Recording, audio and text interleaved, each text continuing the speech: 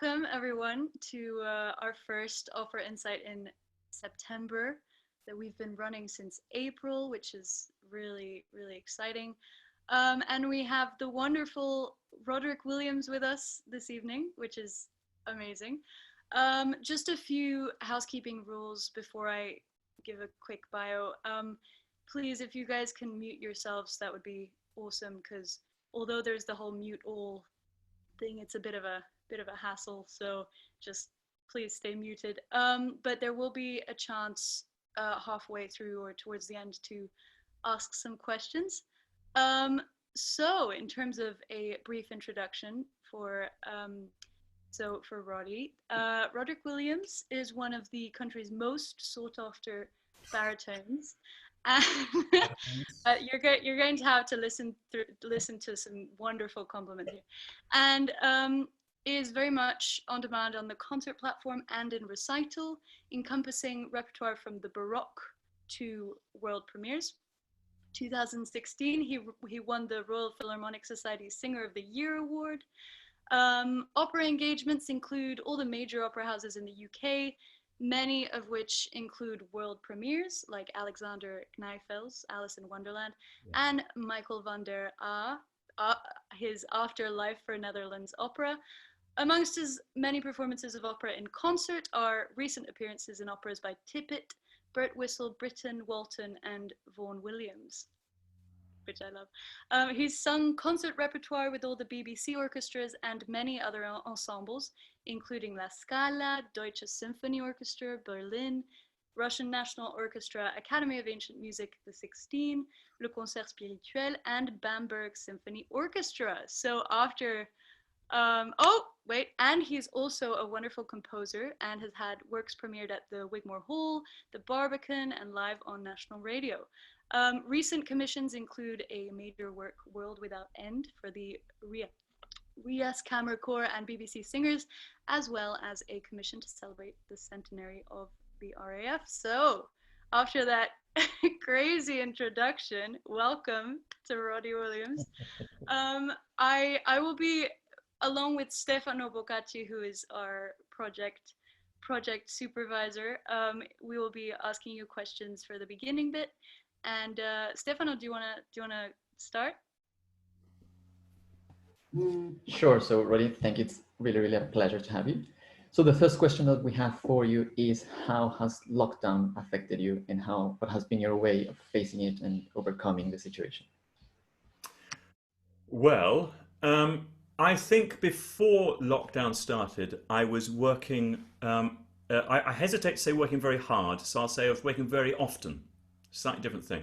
So my diary was very, very full, and I had become aware over the last few years, partly my wife saying it to me, partly my agents, that saying, Roddy, you have to learn how and when to stop.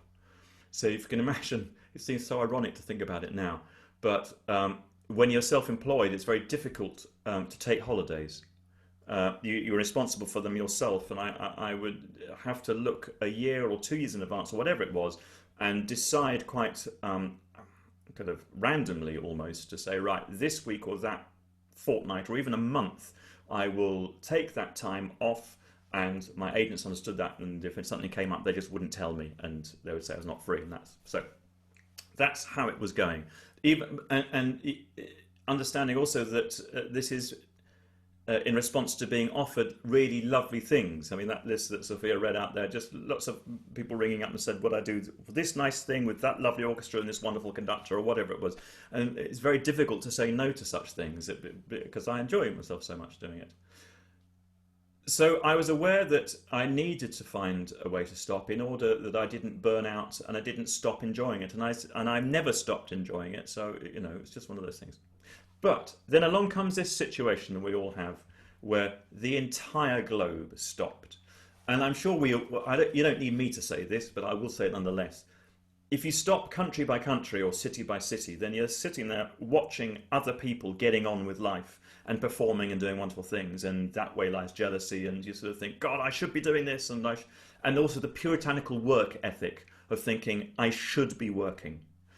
But when someone presses pause for the entire globe, there's nothing we can do but sit back and go, oh my God, it's all stopped. I must learn how to enjoy doing nothing. And that was pretty seismic for us all, certainly seismic for singers. You know, when you get a cold, when I get a cold and I can't sing, one of those non-singing colds, I sometimes end up thinking, God, if I can't sing, if I'm not a singer, then who am I? What am I? And you have those sort of existential long dark nights. You sort of think, oh my God, it's never going to happen again. I'm going to have to retire. Oh my God. And so this coping with not singing and not being a singer was initially a bit of a mind.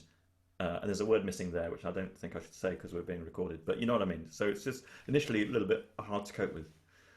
And then, partly, as we all remember, because April and May was such beautiful weather, certainly here in the UK, it was such beautiful weather, that really helped to get a sense of perspective. And I was here with my family. My 3 children are all grown up, but they all chose to come back and spend lockdown with us. And that is the first time I've spent consecutive nights in my own bed with my own family since they were born. So I'm probably racked up about 75 or 80 consecutive nights in my own bed with my own wife. I mean, think about it. It's just extraordinary. And all while watching the news and seeing how people are suffering elsewhere, how people were pulling all-night shifts. And again, you don't need me to say it, but just for me to be aware how suddenly blessed I was to have this time of repose and reflection. It's like in another job that isn't self-employed, you could apply for a sabbatical. And so that's what this turned into.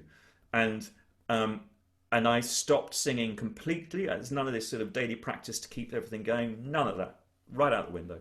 And I just enjoyed life and enjoyed being with my family, even when we started arguing, but we got over that. I mean, that's the great thing, to be able to argue with your teenage children, post-teenage children, and rather than everybody storm out, we had a bit of storming out, but know that the next day you would be around the breakfast table again, you need to fix it. You have time to fix it. It was really interesting, and we've all of us benefited a lot from that.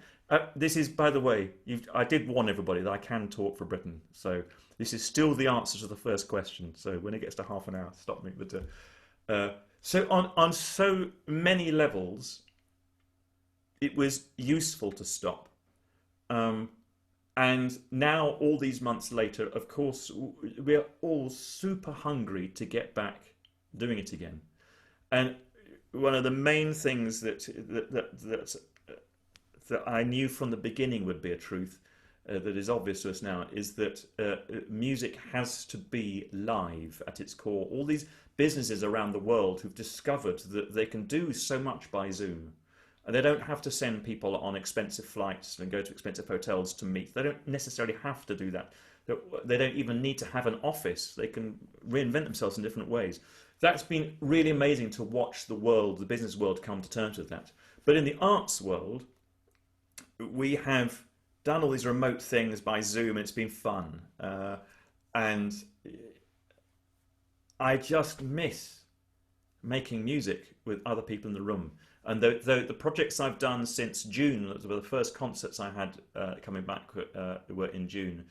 And then that was just with me and a piano. And then I've done 1 or 2 things now with small orchestras, and the orchestras are big and getting larger. And each time that I'm in a room with other human beings making the air vibrate around me, that I can feel the air vibrate as well as hear it, it's a teary moment, I tell you, I warn you. It's really impressive. So it reminds me once again that what we do is essentially a live experience. Right, what was the question again? Was kind of there? So which one was your way of overcoming lockdown? I am also a positive person. You can probably tell. So I will find the positive in anything. I don't think I had more than a few days when my wife said, "Oh, Roddy, you seem a bit down." It's not to say I'm a Tigger, I'm bouncing around all the time, but there are various things that have given me a great deal of hope through this. But I often say to people, when it comes to recording, particularly recording with just a voice and piano or very small numbers, that you need to keep your own energy up and you keep yourself positive, and it's something that I believe and kept doing through all these past few months is to accentuate the positive and keep looking at that rather than getting hung up on the negatives. And so as I speak to you now, I'm looking out of this window at the back garden, and the sky is blue and everything is still in green leaf, and I sing about that so much. So I'm looking at it and it feeds into my soul. Whoops. And it's just, you know, it just wants to make me go out there and fight another day. Yeah. That's an incredibly hopeful message. I know I could definitely use a couple of those words. But so now we've kind of covered a bit of the present, and so now going back to the past, what was your journey into opera? How did you get into this crazy world? Okay, sorry, this is going to be another long one. Okay, here we go. I trained as a choral singer in a choir when I was a boy. My older brother was the head chorister at Christchurch Cathedral in Oxford, and I went to the same school as him. I followed in his footsteps with no pretensions to sing particularly or whatever. And as a university undergraduate, I then went to Magdalen College, Oxford, down the other end of the High Street in Oxford, and sang there. So my training was to be a sight reading animal. That's what it is. To daily services, you read the music, you bin it, read the next bit, and it hardly touches you, except I love my music. Music did touch me, but it was the reading of it and the enjoyment of getting things right. The more difficult, the better. Then I had always thought I was going to be a classroom music teacher. I think people around me thought that too, so we all just headed in that direction. And I got my postgraduate certificate of education in London, and then started teaching in my early 20s, and I did that for 3 years. I was also married quite young. I met my wife while I was at Oxford. I sang with her brother in the choir, and I noticed her. I won't go into that too much, but and we got married. I think I was probably 22 and she was 21.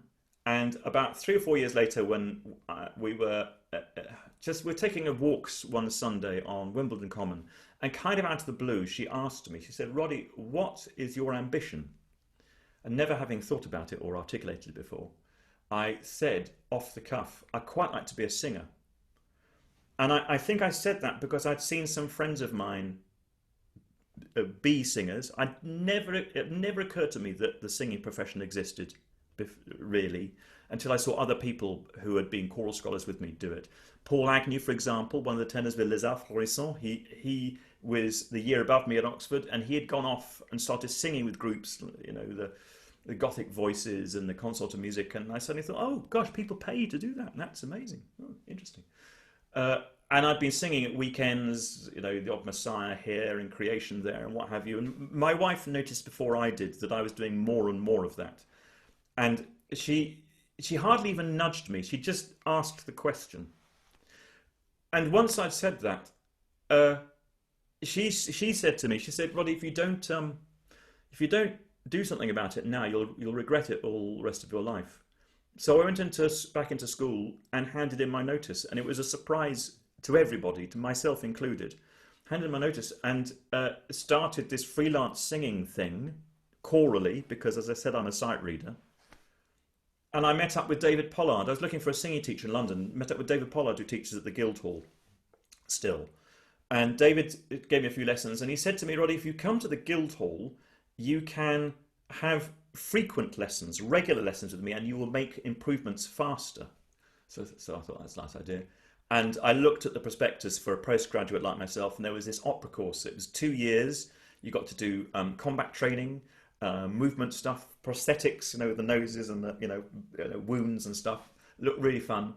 And so I applied for that. There's I'll omit the story about how I failed to get in the first year. If there's time, if you're all still here in a 5 hours time, I'll tell you that story, but I'll miss it out for now. And the second year I applied, I was accepted onto the course and discovered that I really enjoyed opera, being in opera. Anything dramatic at school, I was in the orchestral pit, because that's That was the musician I thought I was. I'd never really been on stage, not much. And suddenly I discovered that I was on stage, I was playing, and I was being other people. I was dressing up in silly costumes, having massive sword fights inappropriately, and it was huge fun. And I also realised crucially that the Guildhall was an entirely different world from the Oxbridge choral scholar scene. I was having to learn things from memory for the first time. I was amongst people who didn't read music, some of them, but who, when they sang, could move me to tears. That's not something I'd experienced as a choral singer. It's not people singing that moved me, it was the music that moved me. But when I saw an artist, embody something and act so beautifully and sing amazingly that I feel myself just well up, I thought, God, that's amazing. I wish I could do that. So I was at the Guildhall when I was 29, 30, 31, and my first daughter was born in, just towards the end of my time there. And so I became a sort of family man at that post Guildhall. So I started opera singing pretty much in my 30s and have been doing all those parts of my career for the last 25 years, as it were. But, so that, as I say, sorry, it's a long answer. But that's the rough shape. And I went into such detail about that because each person here who has come into music will have a different route in. And it sometimes confuses me when people ask me, so, what was your route into opera? How can you give me an advice? I can't, because unless you had the exact same route in as mine and you came across all the same weird decisions, the doors that open, the ones that close, and I thought, well, I see an open door, I'll go through that one. It's such a complete mess of random decisions that when I look back in hindsight, I see a career path. And at the time, looking upwards, I saw just lots of doors, as I put it, or, I'm mixing metaphors here, but you know what I mean. So it's very, very difficult to give advice in that way.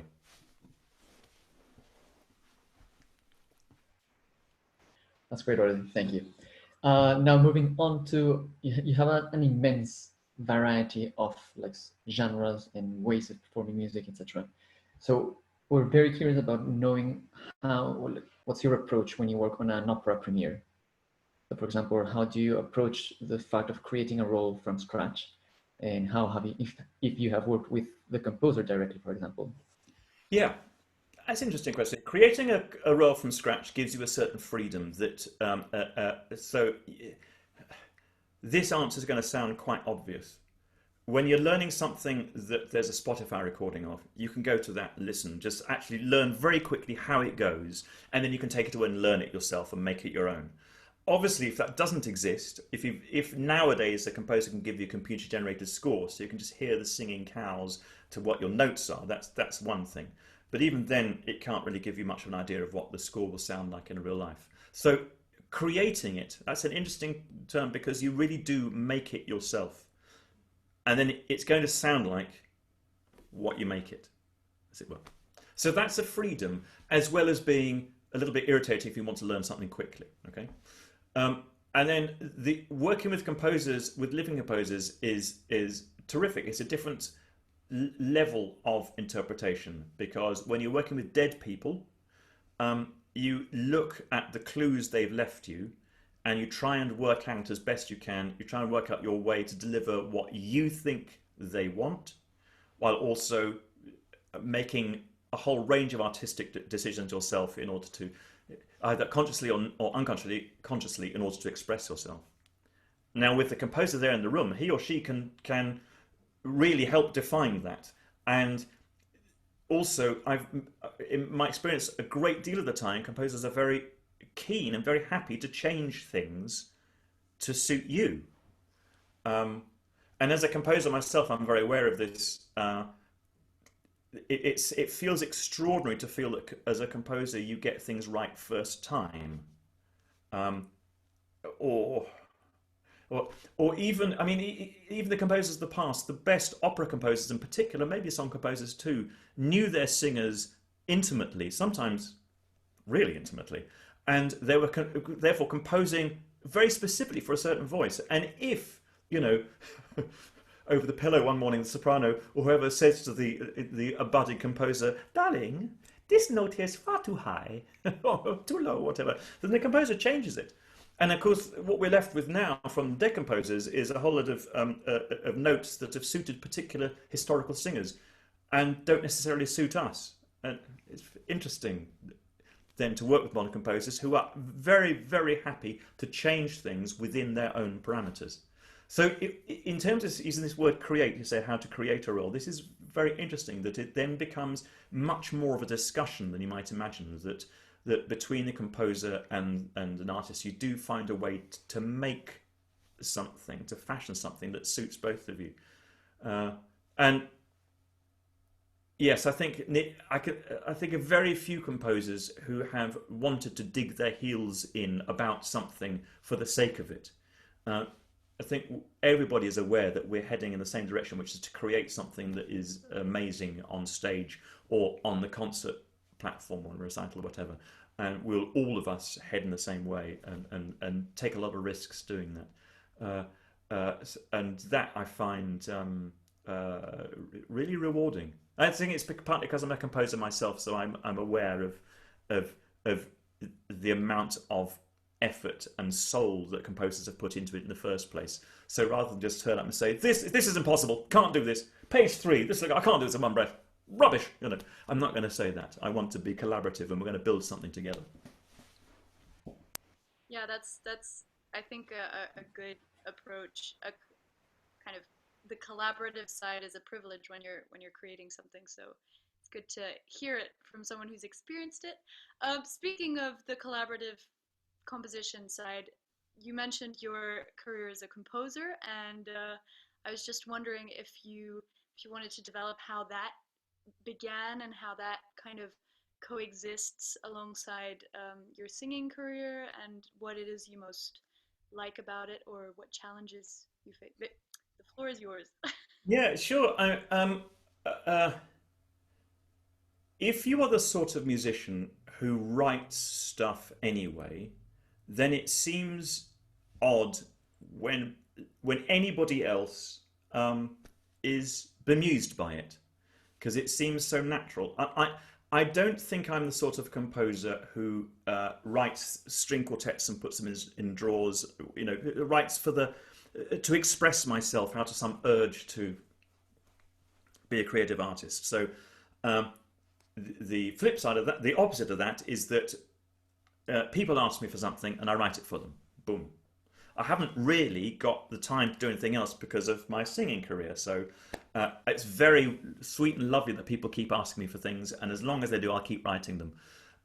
And I might ask myself to write something. If I've got a recital that needs a particular junction, but from one set of songs to another, or as often has happened in the past, when it gets to sort of encore time or the last few pieces in a program that just needs to be a bit lighter, I will often write a skit or something like that, which is quite disposable. Sometimes it will be to a text that's pertinent for a very particular situation. So I'll write it. It's very easy for me to do. I'll write it, and I know that I'll probably never sing it again, and nobody else will, because obviously the situation, So that kind of happens, and it's easy. But the sort of composition I do, I would class as hobby composition, in that a lot of singers I know have a hobby of some sort, something to fill the time when you are waiting. There's a great deal of waiting, particularly in opera, but when you're traveling on trains and planes, if that ever returns, when you're in a hotel room and on the day that you're not called, I mean, there's a huge amount of waiting. So people do different things, watercolors, golf, walking. I mean, all of us, you've all got things that you call your own, and some of them turn out to be really extraordinary. I remember Roderick Williams talking to me about Florian Busch. They were doing a recital series in the States, and Roger would go off and do his watercolors. He's a watercolor artist. And Florian would find some helicopter pilot, drop him off some mountain, and he would ski down, and then they meet up in the evening for the recital. And I went, "Oh, what did you do?" "Oh, I got dropped off a mountain," So for me, composition is a little bit like my being dropped off a mountain in golf sort of area of things. When I'm away from home and I'm in a hotel, then I have the time to concentrate on something. And maybe you all know that feeling of getting so engrossed in something that 3 hours goes past in 5 minutes. When I'm really flying, that's what it's like. When I'm grinding a composition out, then 5 minutes goes in 3 hours, and that's a different experience. But when something's really occurring and I can run with an idea, that's what I'll do. But and that's how I mix the two together. They seem, in a sense, part of the same thing. And I often, when I'm talking to singers about how they approach a piece of music, I will often appeal to them to consider how the composer made the decision. You know, when you look at a piece of music, it's finished, generally speaking. And it seems so strange to think there was a process where the composer got up to bar 55 and then needed the toilet or something and got up, and the thing remains empty, just this bar just trailing off into nothingness. It's like I saw a facsimile of Winterreise, Schubert's Winterreise, and to see this crossings out on the page, you know, think, what did he cross out? Oh my God, shoot, that was Schubert. He crossed out his own notes. Oh my God, it's genius.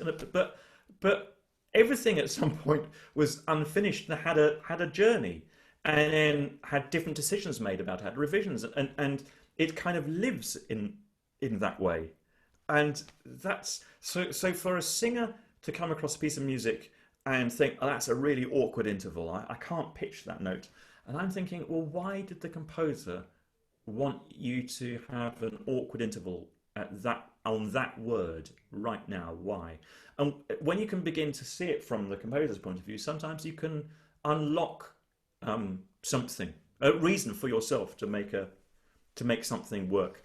It may not even be correct, but it at least gives you a window into why choices are made. And then, yeah, anyway, tra-la-la. I'm repeating myself now. That's amazing, Roddy. Before changing subject, I want to get a little bit more into your composition side of life. I want to ask you first, in which sort of pieces are you working now? And to requote the question that your wife asked you many years ago, what's now your ambition as a composer? Whoa, wow. Okay, second one's going to take a bit of thought, so I'll leave that question going in the background. I'm working at the moment on on different choral pieces. What happened in lockdown is that I had a couple of premieres that were due in June, July, and I just started working on one of them, and then of course the concerts disappeared. So suddenly the urgency to write them just went. So one of the pieces I haven't even started, the other one's about a few minutes long and just trails off, like I was just describing. It just trails off. And every time I work back in it, I think, oh, that's quite nice. I haven't yet got the urge to get back into it. That is self-discipline, and I know I'll have to do that. Now, in the meantime, all sorts of things happened as a result of lockdown. People asking for pieces that they could, arrangements or even compositions that they could do remotely to suit this situation. So I had to put the current stuff to one side and go back and start immediately on these new things, which were very fresh. Just the idea that people would make music out of them is the spur I need to get going again. There's nothing like a deadline, as you will remember from your essay days. There's nothing like a deadline really to focus the mind and make you think, right, I've got to crack on with this. And you know, I don't profess to be the world's genius composers. You know, we can talk about A-list composers and B-list composers and then maybe C-list composers. I'm not going to say where I fit in the alphabet, but it's not that near the top. But I'll tell you one thing, and that is that I can finish a piece. And I can finish a piece to a deadline. So my tagline would be Roderick Williams, composer, never missed a deadline, irrespective of quality. You know, it may be a pile of old whatever, but you will have something to perform when it comes to the day. And the thing about that is that then I can be objective. Once it's written, I can take a step back and, as a musician, not a composer, as a musician, look back on it and think, is this any good? And when I realise that something comes up short, then I can change it. But if I get stuck in the creation process, in the kind of doubt area of this is just a pile of old cheese, I just should bin it and start again, then I've got nothing to give someone. Okay, so that's a long answer to question 4A. Now question 4B, ambition. Now we're in a really difficult place here because like I said before, I look back and I see a pattern, but I look forwards and I don't see patterns very well. I this is a long-winded answer of saying that I don't really have ambition. Um, uh, I'm I love the life I lead. I love its slightly random nature. Uh, I love that people ring me up and ask me to do things, to sing things or to write things. And the people who ask me are wonderful, and long may that continue. At some point soon, when I say soon, 10, 15, 20 years, who knows, maybe longer, that will naturally come to a close. And I will naturally retire as a singer, and maybe compose still or teach still a bit more, but that naturally will come to a sort of end. All things do. Because I'm in my mid-50s now, I'm much more aware of the end game than I was in my 30s. I think that's entirely normal. But in terms of what do I need to achieve in the time that's left to me, I don't know. There are no, just in case you asked about opera rolls as well, that there's nothing that's burning particular for me to achieve. There's some wonderful conductors I love to work with, and orchestras and places I love to visit and sing in, but but I'm just happy to answer the phone and say, "Oh, that sounds nice. Yes, I'll do that," which is a dreadful way to plan a career. Don't any of you listen to this, but it's kind of what's happened to me so far, and it's working so far. Yeah. Well, that's a Oh terrible. my, no, it's kind of funny because you mentioned earlier how, looking back, you see the career path, and at the start it's kind of like, what am I doing? I feel like I'm kind of at that stage, so Yeah. it's nice to know that there can be an Yeah. outcome at some point. Let me just comment on something very specific on that. I was talking about this in a shared Q&A once with a friend of mine, and he looked at me. Oh no, actually, it wasn't. I was thinking something slightly different. It was with a particular journalist, and I was speaking in these terms, and she looked at me rather quizzically and said, "What do you mean? Of course you can plan a career." And she lists off a number of singers who have an idea. Right, by the age of 25, I want to have sung here. By the age of 35, I want to have sung at La Scala, Milan, and then the Met, and they know exactly where they want to be by when. They've got it all written down and plotted. That's just not me. I don't understand how that works. I don't understand how you can make the Metropolitan Opera casting cast you. You can sing to them, sing nicely, and hope it works, but you can't make anyway. But that's my way through life. Other people have different ways. Yeah, it is still a very useful insight to, to have. In terms of so another kind of area that we haven't explored as much so far is song and recital work in that respect. I was wondering what for you have been the kind of key key reasons for going into song, and also um, actually I'm gonna develop on this because I watched your recital in Wigmore Hall quite recently, and it was Oh, back in absolutely June, yes, yes. yeah, in June, and I was really intrigued and um, thought provoked. I don't know if that's even a That's a good term. word. No, I'm having that. That's good. In terms of your choice of performing Frauenliebe und Leben, which in English is a woman's life and love, I believe. Well, woman's life, love and life. And I was wondering if you had any thoughts. I'm sorry, this is a very long question, and That's you good. are You'll get a welcome to very long talk. answer. Don't worry. Good. That's what we like here. I was wondering what socio-political thoughts you might have on the genre, and maybe if that contributed to your decisions to maybe also focus on that in your life as a singer. I'll start with song in general, and I'll get onto that in particular. When I was a choral scholar, we had a wonderful singing teacher who happens to be in a care home about 10 miles away by complete chance now, called Janet Edmonds, and she looked after the choral scholars, and she gave us singing lessons. And of course, we were mostly, I speak for myself, hungover most of the time, and just wasted her time. But she persevered, and she would teach us with song, the songs that she had sung during her career as a mezzo-soprano. So she introduced me to a lot of Brahms. It just comes off the top of my head, the things I worked with her, and all sorts of things that at Schubert, and which I met kind of for the first time there. Because as I say, I was concentrating as a choral singer on the Magnificat and Nunc Dimittis and the daily service and the anthems, and quite narrowly in that way. So I'm not quite sure at what point I became more and more aware of the canon of art song that was out there, that was available to me. But it was just one of those other things that naturally seeped into my life. And before I knew it, I was applying for one or two of those artistic schemes that you could do then. What is now Making Music used to be called the National Federation of Music Societies, and they had an award which I won once. It's a scheme to go and give recitals as well as concerts here and everywhere else. So I actually learnt in my late 20s, early 30s.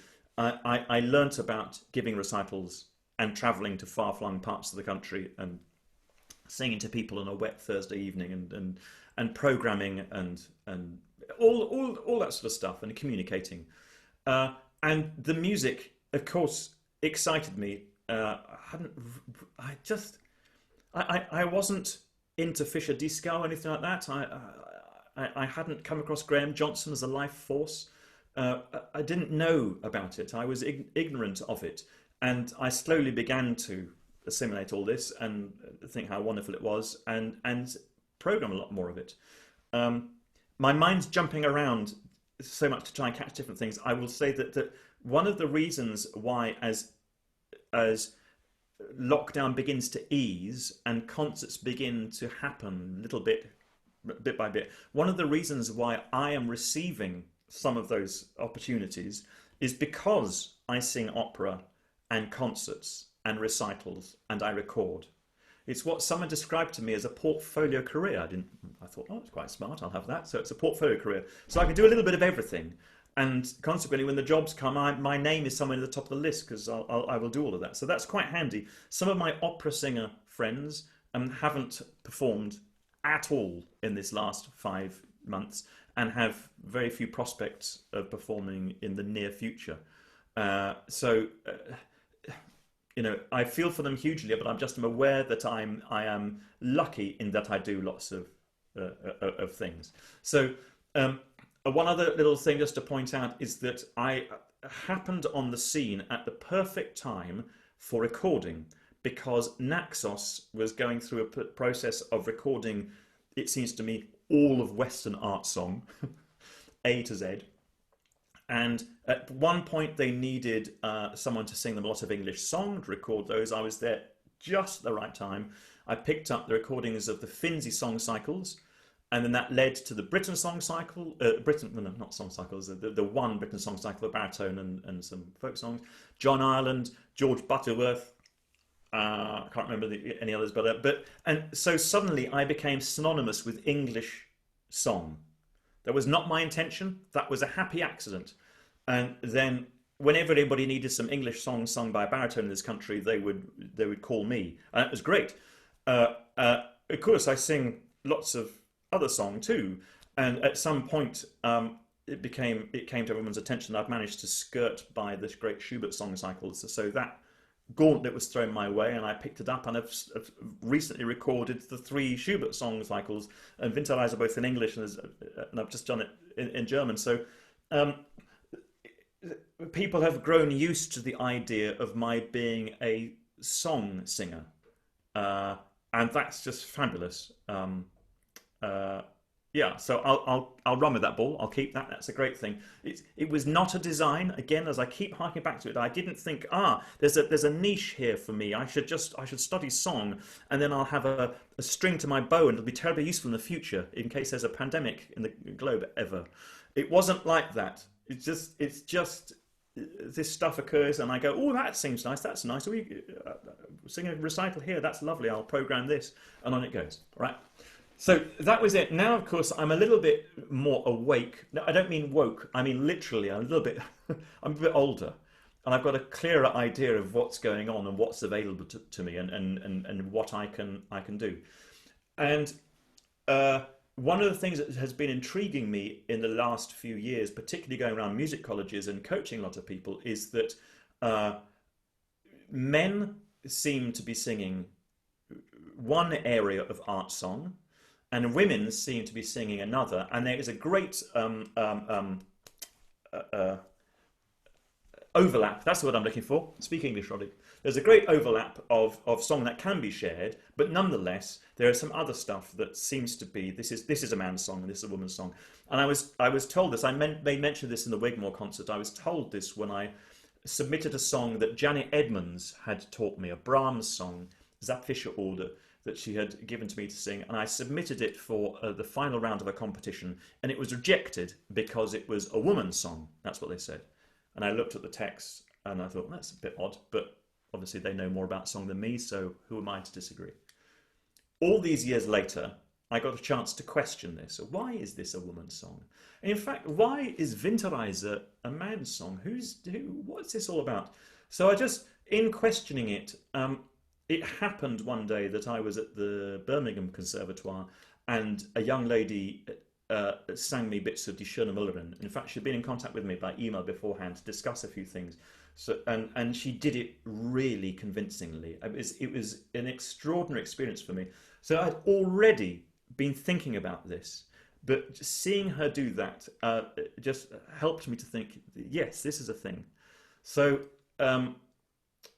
it also turns out Natasha Lorgus at the Royal College of Music has been doing an awful lot of work in this area. I've just been reading someone's dissertation about gender in art song, and so it just seems amongst the questions we are asking of ourselves as a society today, one of them is the gender, just a question mark over gender, the binary nature of it, and just how we see ourselves. And I love the idea that people like me can be excited by a piece of music and think, I want to sing that, and not necessarily have someone say, oh no, you can't do that for the following reasons. list them off. And I'm looking forward, actively looking forward to the near future when people are going to bring me stuff that they thought wasn't allowed.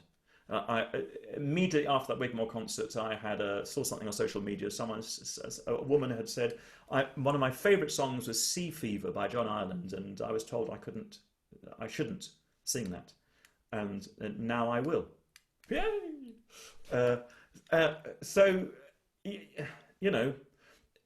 I like to ask questions. I like to ask questions of audiences when I sing to them, actually.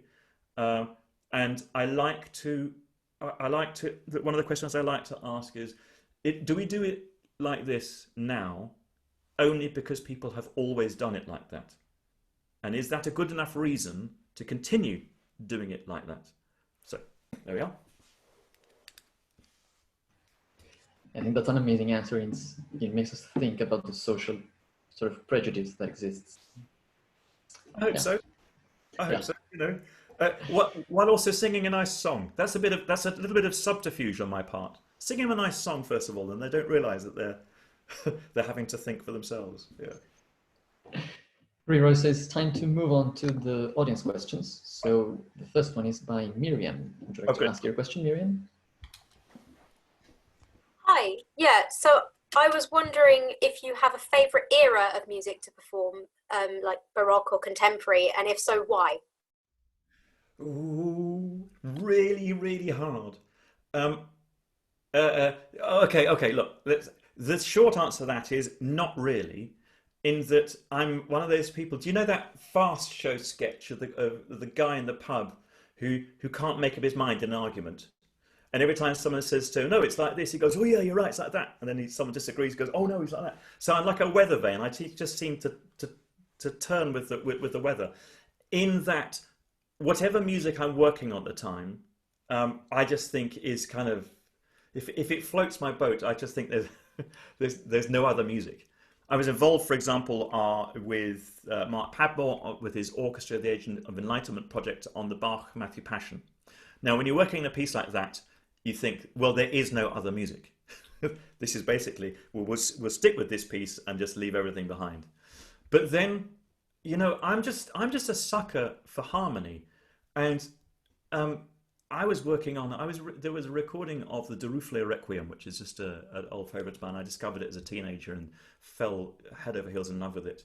And they were I was waiting to do the baritone solos, and they were recording it down the other end of the cathedral. And well, it's just difficult to explain what that piece does to my intestines. It's just so. I know I'm getting pretty lame now, aren't I? It's just no is the answer. I don't have a favorite era. I love it all. If it's a good piece and it stirs me, then it can be written yesterday, or it can be Hildegard of Bingen. You know, no, sorry. Fabulous. I mean, that must come in useful if people ask you for the most random gigs ever. I mean, it's a luxury to be able to to kind of change your focus like that.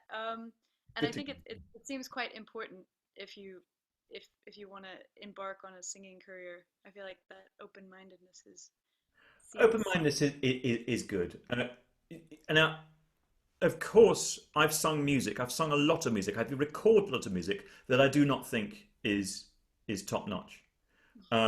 And then you realise what is meant by this being a profession.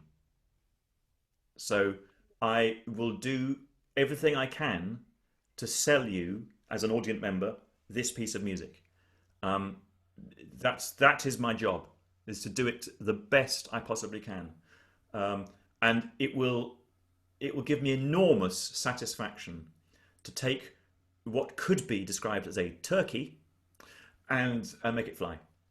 That is me doing my job really well.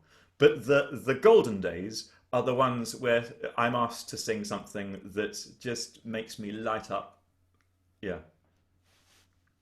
Yeah, I think that's very relatable. We have a question from Neve Murphy. So Neve, do you want to ask your question? Yes, hello. Thank you so much. This has just been wonderful. I've been sitting here with a smile on my face. Especially when you mentioned the Derufle Rec. I absolutely love it. And my question is about choral singing, because I'm a massive fan of choral music. Sorry, I think I just cut out a bit. Yeah, my question is simply if choral music has impacted the way that you approach opera music nowadays, and if so, how? Well, that's an interesting question, isn't it? Because it would seem to me that that there is a difference in approach. Suffice to say that when I was when I went to the Guildhall, David Pollard, as my teacher, said to me, Roddy, if you want to make it as a solo singer, you will have to stop the choral singing. All the groups that I'd sung with up until that point, there was a point where I wrote to them all and said, look, I'm going to set up as a solo singer. Please remember me if I come crawling back in another year or so and it hasn't worked out. But I'm going to have to be serious about this for all sorts of different reasons. One of them that I observe on stage is that as a solo operatic singer, there is a general perception of needing to cut through a texture. So the orchestral texture or whatever it is, maybe the chorus singing, and you need to have something about your singing which you can express in technical terms about blade, or you can just express in more holistic terms just about a sense of character, a sense of charisma, and of a projection that enables you to stand tall on an opera, on a live wide opera stage with lots of people on it. People need to know that you are there.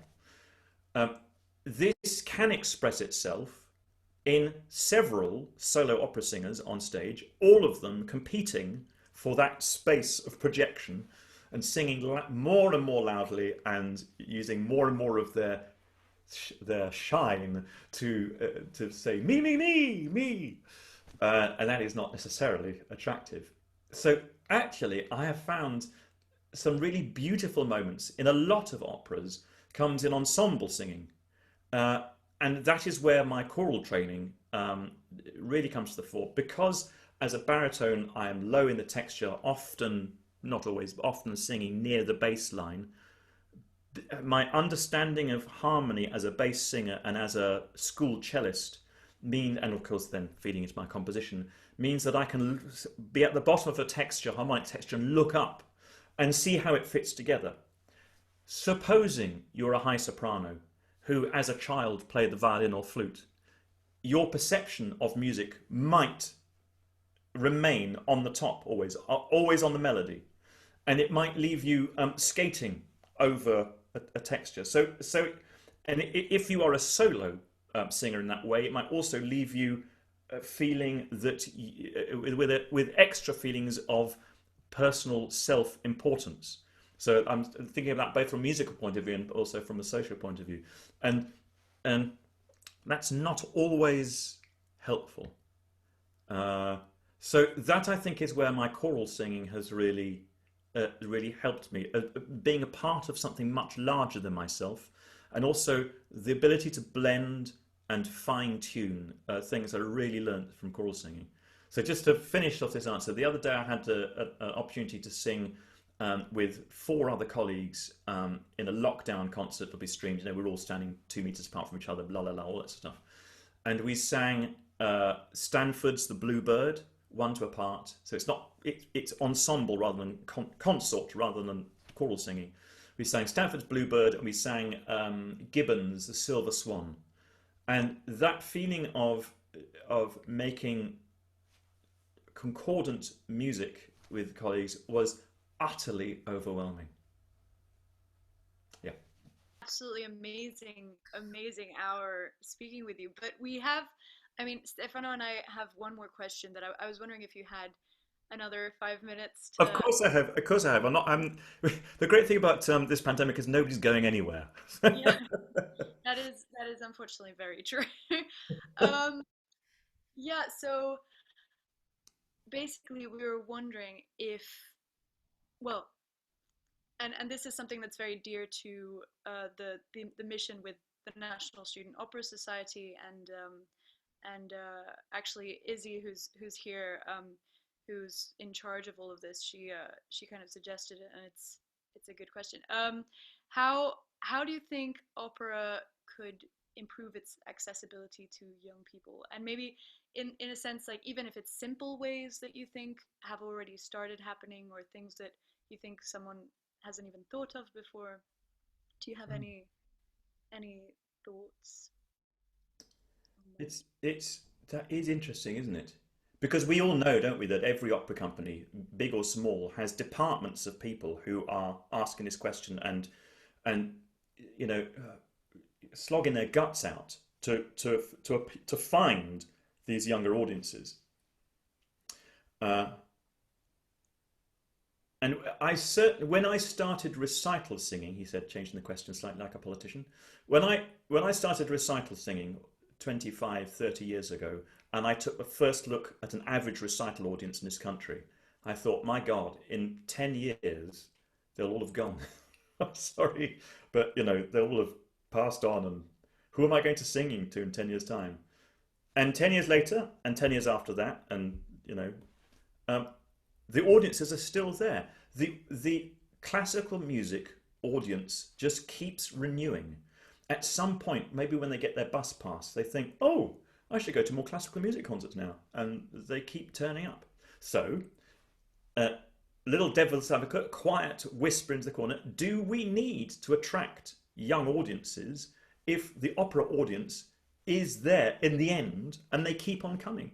Opera seems to be very well attended, generally speaking. I mean, I'm anecdotal evidence here, so I might be wrong, but you know, I sing at Garsington and Grange Park and E&O and Covent Garden. They don't seem to be performing to empty houses. So, so there's it's just a thought there. But I'll bin that thought. That's not necessarily my thought. It's just a thought. But what young people in opera, like I've got 3 kids, and the middle kid, my middle daughter, she said to me when she was going through a slightly rough period as a teenager, she said to me one day, Dad, you do realise that classical music is very boring. And I said, yes, I know. Yeah, you know, obviously I know. Don't tell everyone. It appeals to some people. I'm one of them. And therefore, when it's difficult to be evangelical about something that moves me so strongly, all I can do is put it in the way of as many people as I can and hope that the ones to whom it will speak will be there to catch it. What seems to me criminal is the idea that there are people who could be touched by the music that I love, who, for whatever reason, are not put in its way. That someone somewhere, maybe them, it may be people around them, think that classical music, the music that I love, the bit I love, is not for them. It doesn't belong to them. You know what I mean? Whether that's to do with where they live, or how much their parents earn, or the colour of their skin, for whatever reason, the idea that they don't get their chance to enjoy what it is that I love, I think is hugely sad, and that needs to be changed. So there's a discussion about classical, about the teaching of music in this country that's going on at the moment. Now I can do whatever I can to put music in front of these people, and I do that with the Schubert in Schools project. I'll bore on about that another time. But any taxi driver that has ever asked me, so what do you do? And I say, I'm an opera singer. And they say, oh yeah, opera singing, it's not really my thing. I do count that as a bit of a loss. But less so if they've been to an opera and they just didn't enjoy it very much. That's absolutely fine. But if they say that, never having been to an opera or never having really experienced classical music, I think that's really sad. And any taxi driver who says that and says, oh, but I love Pavarotti when he sang the 3 tenors. I like the 3 tenors, but I don't like opera. I think, damn, something missing there. I need to get this guy, you know. So I haven't really got, I haven't got an answer to that. I know that there are professionals working on it, and I know that there is a perception gap about opera and classical music that is holding it back in a way that it wouldn't be, and that it shouldn't. If Schubert were alive today, I would like to think he would be drinking and smoking and laughing with us all down the pub right now, and that he would be really nonplussed by the idea that people thought his music belonged to someone who wears a cravat or a bow tie and drives a car that costs more than 40 grand. I think he'd have real trouble getting his head around that as a concept, because he wrote for the pubs and the sound. He wrote beautiful, extraordinary music, but he was able to encompass the people he drank with right there, right now. Get in. I think it would be that, and that's what I want to explore as best I can. Oh, God. Does that make any sort of sense? Does there any thread there? Anyway, so, yeah, do your best. Definitely. But Stefano. Well, thank you very much. That was an amazing answer, and it's been just like sort of a very Fleur, a friend of mine, said it's been just an uplifting hour. So thank you very, very much. Hope everyone enjoyed that as much as we did. And for everyone, Roddy, I'm very glad to say that we began our September program with you. And for all of you guys, we have a very interesting month. We have a workshop planned. We have 2 master classes, so be ready to apply. And we have 3 of the leader art managers of the country. So be ready to just join us and learn a lot. Next week, we have Moirik Bowen, who is one of the leading artistic directors of the country. He'll be giving us a sort of lecture on how to administrate and how to create a festival, how to manage an orchestra, how to manage an opera festival. So just join us and we'll be very glad to have you. Roddy, thank you very much. Thank you, everybody. Bye-bye. See you all out there. Thank you so much. Thank you.